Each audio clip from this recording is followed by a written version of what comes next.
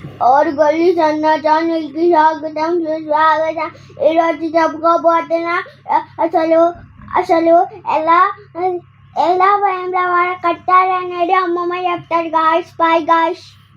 ఓరుగల్లు సన్న ఛానల్కి స్వాగతం సుస్వాగతం. Please subscribe my channel. Vemulawada Sri Rajarajeshwara Swamy దేవస్థానం తెలంగాణలో దక్షిణ కాశీగా వెలిసిన ఈశ్వరాలయం అన్నమాట.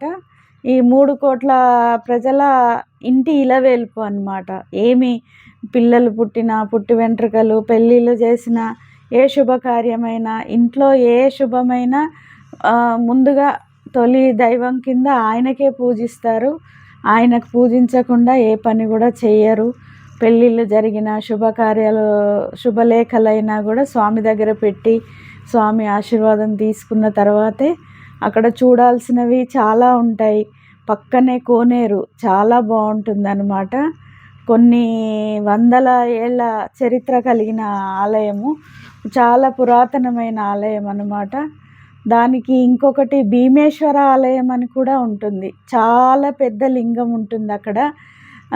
అక్కడ ఏవైనా నాగదోషాలు ఉన్న వాళ్ళకి, పిల్లలు సంతానం లేని వాళ్ళకి అలా వచ్చి మంగళవారాలు 11 ప్రదక్షిణాలు చేసుకుంటే చాలా మంచిదని చెప్పేసి విశిష్టత.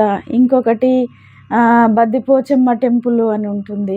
ఇంకా తెలంగాణ అంటే బద్దిపోచమ్మ టెంపుల్ కంపల్సరీ. ఆ అమ్మవారికి బోనము పెట్టకుండా ఎవరైనా వచ్చినా కూడా, తిరిగి వచ్చినా కూడా వాళ్ళకి ఆ బోనం పెట్టకుండా వస్తే వాళ్ళకి మళ్ళీ 2-3 రోజుల్లో వేములవాడ వెళ్ళేలాగా చేస్తుంది. అమ్మవారిని దర్శించుకోకుండా వస్తే మాత్రం చాలా ఇబ్బందులే ఎదురవుతాయన్నమాట.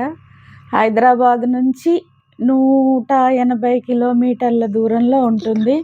హైదరాబాద్ నుంచి అవుటర్ ఎక్కేసేస్తే మనకి షామీర్పేట దగ్గర దిగి ఆ తర్వాత ప్రజ్ఞాపూర్ తర్వాత సిద్దిపేట, ఇంకా సిరిసిల్ల, అలాగా వెళ్ళటం అన్నమాట. సిరిసిల్ల నుంచి 35 కిలోమీటర్లు ఉంటుంది వేములవాడ. ఇంకా వేములవాడ దర్శించుకోవాలనుకున్న వాళ్ళు హైదరాబాద్ నుంచి బస్సులు ఉంటాయి, కార్లల్లో వెళ్ళొచ్చు. మన ఇష్టం, ఇంకా ఎలాగైనా వెళ్ళొచ్చు అన్నమాట. 180 కిలోమీటర్లు ఉంటుంది.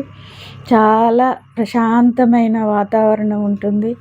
చాలా మనసుకు ప్రశాంతంగా ఉంటుంది.